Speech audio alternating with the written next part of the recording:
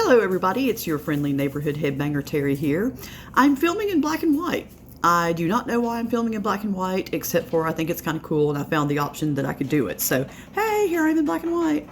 Also filming a little bit closer to you than I normally do because I have a little bit of a different setup, but hey, there you go. It's more headbanger to love, isn't it? I did not plan to record today.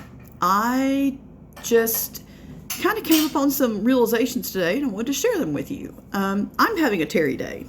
It's Saturday and I'm having a Terry day and my daughter just handed me coffee, so yay. I'm not counting calories today. I'm not worrying about anything today. I'm letting political people take care of themselves today. I'm not offering any advice about anything today, so yay. I don't know if you can see that my sister's sending me a message or not. I wonder if you can see that. Heh. Oh, well, if you can, just know my sister loves me. Anyway, I found a really good verse in, I think it's 2 Timothy 1:7.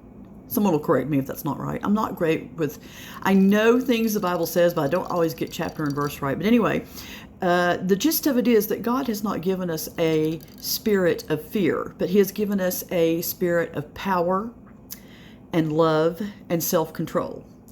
I love all of those three. Love, but power, because you are not as insignificant and small as you think you are. And I know right now in 2020, that is a way that a lot of people feel. A lot of people feel that they don't control anything and they can't do anything. And nothing further from the truth could be so. You can control things in your daily life that have ripple effects. Your actions are like a rock in a pond and they cause ripples, and things that you don't think are important, like paying for the person behind you's meal and drive-through, or picking up something for somebody, when their bag of groceries has the bottom has fallen out, or just letting someone in traffic, when they've been sitting there for 500 years. Little things like that make ripples that affect other people's day. So I love the fact that you actually have more power than you think you do. Love. It is so much easier to love than hate. It really is. I can't say I've hated. Hate is a very strong word for me. Hate means that you actually wish harm upon somebody that in my image is made in the image of, that in my belief is made in the image of God. And that's just not a place I can go. I can hate things. I can hate the way things are, but I don't hate people. But it's so much easier to have a spirit of love about people and about things than it is to carry a dislike and a hatred, and that's a very heavy load to carry. And as someone who's as someone who's an empath and pretty empathetic toward things, I know that my feelings about a certain subject have varying weights. If I love something or I'm trying to spread something that's happiness, I feel lighter. I almost feel like I could fly. Great, now I've got that Fly Like an Eagle song by the Steve Miller Band going in my head. Yeah, thank you. There's your earworm for the day. But I feel so much lighter. If I have an extreme concern or dislike or about something, it's very heavy. And if it goes on for a long time, it becomes really heavy. And the last thing is a spirit of self-control. And isn't that hard right now? On every side of everything, everyone has an opinion. Mask, don't mask. Democrat, Republican, just all the things. Everyone has a something to say about everything. And the thing is that self-control is what's going to keep you from doing or saying something that is going to come back to bite you, or is going to lose a friendship that you've had for a long time, or is going to hurt you, in some way. So it's okay to have opinions. It's not okay to ram them down people's throats. God has given us a power of self-control. And I really like that He put that in with love and just love and self-control go together. If you love someone, then you will control how you act around that person, unless they're hurting themselves, and then obviously you're going to need to step in and say something. But Okay, so first of all, I read that verse and it just really made me feel like I needed to talk about that a little bit. But the second thing that I want to talk to you about is self-care. I did a blog about this on my blog, and now shameless plug. It's www.terryleesmusings, no apostrophe, just terryleesmusings, .wordpress.com. And I did a thing there, shameless plug, I did a thing there about self-care. Now, I know self-care is hard for some people. Some people it's hard for because they don't feel like they deserve it. And I fall into that category. I sometimes do not feel like it's okay for me to not be okay, or it's okay for me to put a wall up and tell everybody just to hang out for just to, hang loose for a minute while I get myself back together. I feel that that's difficult for me.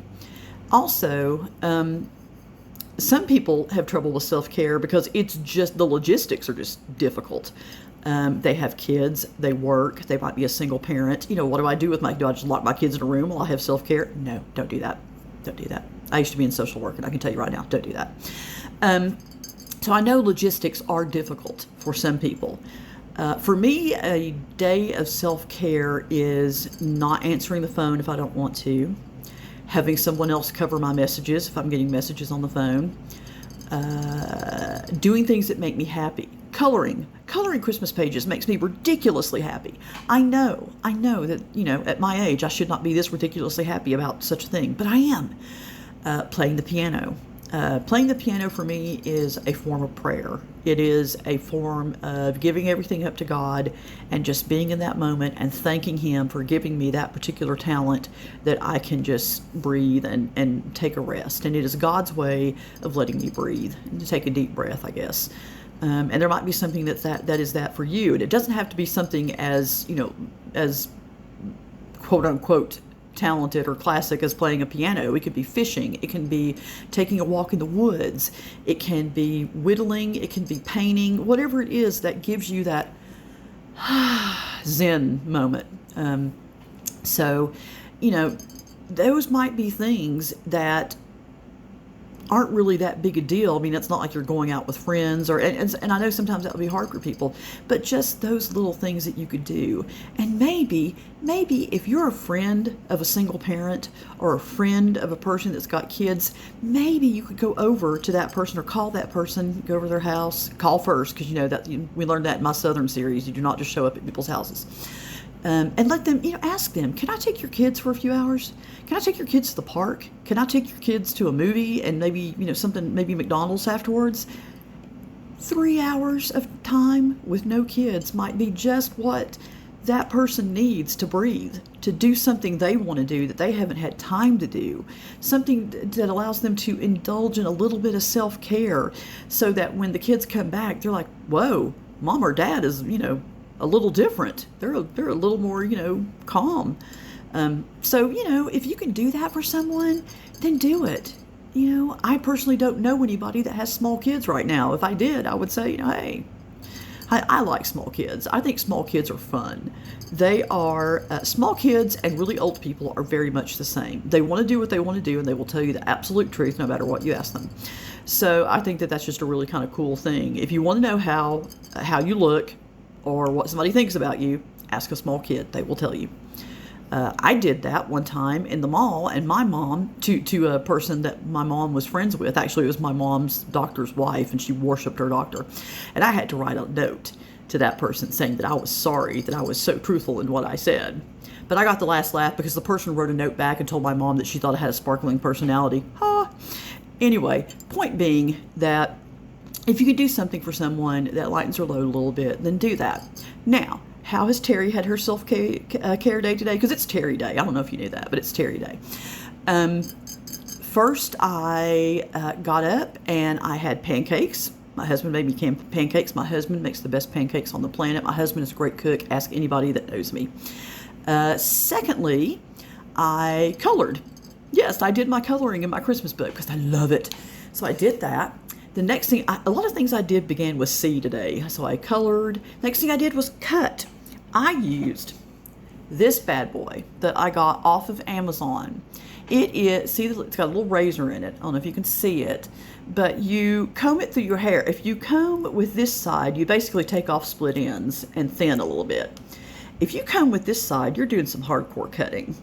And then it has just a comb with nothing in it to sort of help you know how you're doing. Now, does this look like a crazy professional cut? Probably not. Not caring. You know why I'm not caring? There were 146 new COVID cases in my county today. Not going to the hairstylist. Just not doing it. So we also lead our county in death. So no, not going to the hairstylist right now. I saw this on Amazon, and you know how you just think, well, why not? Hair grows back. That really actually is my attitude toward hair. I have done crazy things with my hair in the past, and my theory has always been it'll grow back. Especially if you have curly hair, it'll just, curl up and do its own thing anyway. It's kind of hard to screw up curly hair. Thank goodness. So I did that. So we've done coloring, we've done cutting. Yes. Later, I'm going to cut and color my nails. Now, my nails are actually looking really good right now. This is the point at one of them just breaks off and makes the whole thing just, one of them breaks and then you just got to kind of start over again. So I'm going to do a little bit of cutting, not much, a little bit of cutting, and then I'm going to color them again. You can't see the color because I'm filming this in black and white. It's kind of a dusty, grayish rose. But I'm going to put like a really pink nude color on them. I don't know why you need to know this, but so anyway, so cutting and coloring my nails, and then Bill is going to make chicken Alfredo for dinner tonight, and it's just going to be a chill day. I'm not going to talk any politics. I'm not going to get in an argument with anybody on Facebook, even one that I know I can win because they brought a knife to a gunfight intellectually, but I'm not going to do it. I'm just going to chill out and have a good day, and I want you to try to do that too. Like I said, I know that's really hard for some of you. I'm not sitting here saying that, you could just go chill out anytime you want to. I remember that time. I remember having a small kid with some special needs, and I remember working 10 hours a day, and I remember driving 92 miles a day to work, then to the school to pick my child up, take my child to Kingsport to childcare, and then from childcare back to where I lived, which my work was in another city. So yeah, I remember doing that every day while working, and I worked with kids. The first part of the day I did administrative work, and the second part of the day I actually taught. And now I mostly taught teenagers, which most people would think that, is horrible. I love teenagers. Love teenagers. I love them. For one thing, you can reason with them. You can't always reason with a small child. Another thing is that I love watching them sort of figure out what they want to do and who they're going to be. And it kind of there's kind of a transition there, and you can kind of see it happening. And, I realize to a lot of people that they are kind of a different species, but they're not. They're human, and if you treat them that way, they respond. So I really, really dug teaching teenagers, but it did make for a super long day. So I really hope that if you are in that place where you work a lot and you do have kids, that you can find a way to get away for a few minutes and breathe and do something that you enjoy. And, put all of this weight for just a few minutes actually, you should do it all the time, but sometimes it's difficult to do all the time. Put this weight in God's hands, because his hands are big and he can carry it. And just let yourself breathe for a minute. That's what I've let myself do today. Yesterday was a bad day. Yesterday was a bad headache and a bad fibro day, and I was in bed all day. And it was really hard to see anything good yesterday. But today I woke up and I felt good. There were pancakes, and I thought, you know what? I'm going to do a day where I just relax, and I'm just going to scroll past anything on Facebook that looks even remotely political. I'm going to laugh at funny memes. I'm going to have a delicious cup of coffee, thanks to my daughter.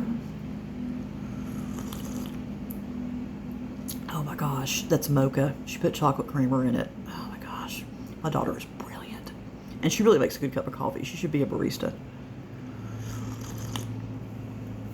So, I hope that you can find, you can do that too. There are little things you can do even without having someone come take your kids or whatever. Don't engage in things that upset you. Or at least take a day off. Don't read about politics today. Don't read about COVID today. Don't, don't watch something that's going to be depressing. Today is not the day for Old Yeller. Just don't watch that. Or I don't know, what's another one? Forrest Gump. Just don't watch something that's going to make you cry. Watch something that's funny or that's going to make you laugh, like Monty Python's Holy Grail or The Princess Bride, or whatever makes you laugh, whatever you think is funny. Have a day where you can do something like that, or read something that's funny or uplifting. Maybe today's not a Stephen King day, unless that's really your thing. I personally love Edgar Allan Poe, so on my self-care day, I'd be reading Edgar Allan Poe. But whatever makes you happy and gives you a little bit of chill, gives you a little bit of joy, even if you can only do it for a few minutes, just give yourself that present. Give something for yourself. A lot of us do not necessarily do for ourselves because we're too busy doing for others. And some people just continuously do for themselves, and that's a whole other situation. But yeah, it's okay to occasionally just do something for yourself. Give yourself a break. All right, guys, like I said, I didn't mean to record this. I had no script for this whatsoever. I had nothing, no notes, nothing. And like I do when I don't have any notes, I rabbit trailed all over the place. But hopefully you were able to follow me down a few of them. I hope you guys are well. I hope you guys are staying safe. And I love you guys. And take care, and I'll see you next time. Bye-bye.